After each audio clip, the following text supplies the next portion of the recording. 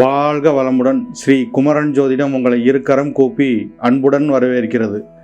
இந்த பதிவில் நம்ம எதை பற்றி பார்க்க போகிறோம்னா, வரப்போகிற 2025 ராகு கேது பெயர்ச்சியை பார்க்க போகிறோம். மேச ராசிக்கு இந்த மேச ராசிக்கு எப்பேற்பட்ட நட்பலனை இந்த ராகு கேதுக்களும் ஏற்படுத்துங்கிறத இந்த பதிவில் நம்ம பார்க்கலாம். பொதுவாக உங்களுடைய ராசிநாதன் செவ்வாய் பகவான் வேகம் விவேகம் துடிப்பாக செயல்படக்கூடிய ராசி பார்த்திங்கன்னா மேச ராசி. காலபுருஷனுக்கு தலையாய ராசி. இப்போ நடப்பில் இந்த ராகு பகவான் 12ஆம் இடத்துல இருந்தார், விரயஸ்தானத்தில், அந்த மீனமனையில். உங்களுடைய ராசிக்கு 12ஆம் இடம் மீனமனை. அயன சயன போக சுகஸ்தானத்தில் அந்த ராகு பகவான் இருந்தார். இப்போது நடப்பில் பெயர்ச்சியாகி லாபஸ்தானத்துக்கு போகிறாரு, அந்த கும்பமனைக்கு. அவர் பயிற்சி ஆகும்போது கேது பகவான் உங்களுக்கு 6ஆம் இடத்துல இருந்த அந்த கேது பகவான் 5ஆம் இடத்துக்கு வர்றார். பூர்வ புத்திரஸ்தானத்துக்கு வர்றாரு. பூர்வீக ஸ்தானத்துக்கு அந்த கேது பகவான் பயிற்சி ஆகிறாரு. எப்பேற்பட்ட நட்பலனை ஏற்படுவாங்கன்றத இந்த பதிவில் நம்ம பார்க்கலாம்.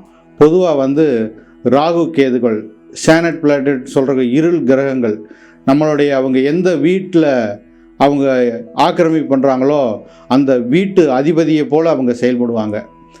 இப்போது மீனத்தில் இருந்தால் உங்களுக்கு குரு பகவான் போல் அவங்க செயல்படுவார் அந்த ராகு பகவான்.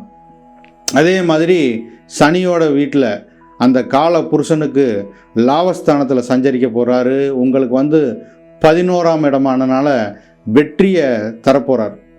சகலத்திலையும் வெற்றி. எந்த வம்பு வழக்கு கோர்ட்டு கேஸ் இருந்தாலும் அதில் ஒரு வெற்றி ஏற்படுத்தக்கூடிய அந்த லாபஸ்தானத்தில் அந்த கும்பமனையில் அந்த ராகு பகவான் சஞ்சரிக்க போகிறாரு. கேது பகவான் 5ஆம் இடத்துல உள்ளே வரனால உங்களுக்கு பூர்வீகத்தில் இருக்கிற அந்த பாக்கியத்தை உங்களுக்கு பூர்வீகத்தை விட்டு ஒரு சேஞ்ச் ஆக்கிடுவார்.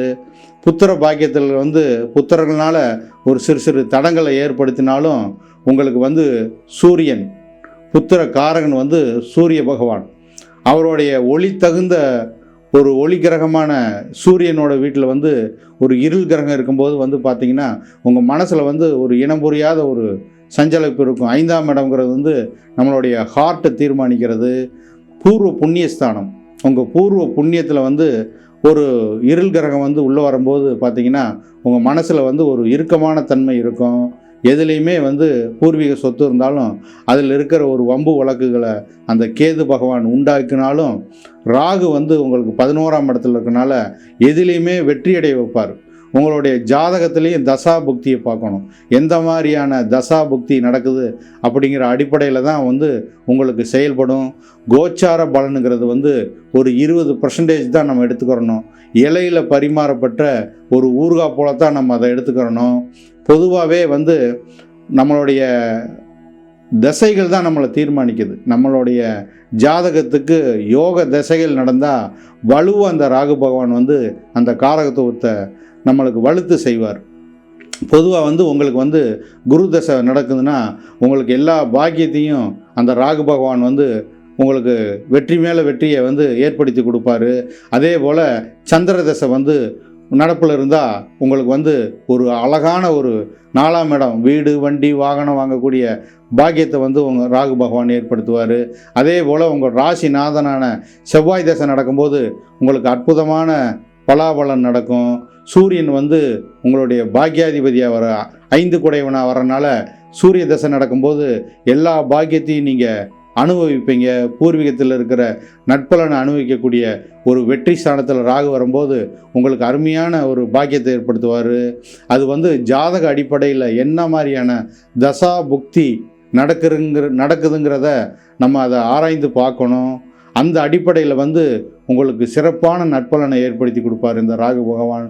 தொட்டதெல்லாம் வெற்றியாக்கக்கூடிய ஸ்தானத்தில் அவர் 11ஆம் இடத்துல வரும்போது எல்லாத்துலேயுமே நம்மளுடைய ராகுங்கிறது பூர்வீக ஆசை. நம்மளுடைய உடல் ஆன்மா போன ஜென்மத்தில் அதுக்கு முந்தின ஜென்மத்தில் எந்த ஜென்மத்தில் நம்ம பிறப்பெடுத்து எந்த மாதிரியான நட்பலனை நம்ம செஞ்சுருக்கிறோம் அப்படிங்கிற அடிப்படையில் கர்மாவின் அடிப்படையில் அந்த சேனோ பிளாட் அந்த இருள் கிரகமான அந்த ராகு பகவானோட நம்மளுடைய ஜெராக்ஸு, நம்ம செய்த எல்லா ஜெராக்ஸையும் அவர் வந்து அந்த அடிப்படையில் தான், கர்மாவின் அடிப்படையில் தான் நம்மளுக்கு வந்து செயல்படுத்துவார். லாபஸ்தானத்தில் இருக்கும்போது நீங்கள் எந்த மாதிரியான புண்ணியம் செஞ்சுருக்கிறீங்களோ உங்கள் தசா புக்தி அடிப்படையில் வந்து அவர் வெற்றி ஏற்படுத்துவார். தொழிலில் வெற்றி, அல்லது வெளிநாட்டில் வந்து உங்களை ஷிஃப்ட் ஆக்கி அதில் வந்து ஒரு பாக்கியத்தை ஏற்படுத்துவார். தொழிலில் நல்ல லாபத்தை அடைய வைப்பார். குழந்தைகளால் நல்ல ஆதாயத்தை அடையக்கூடிய ஒரு காலகட்டமாக இருக்கும். கல்வியில் வந்து நல்ல சிறந்து விளங்கக்கூடிய ஒரு காலகட்டமாக இருக்கும்.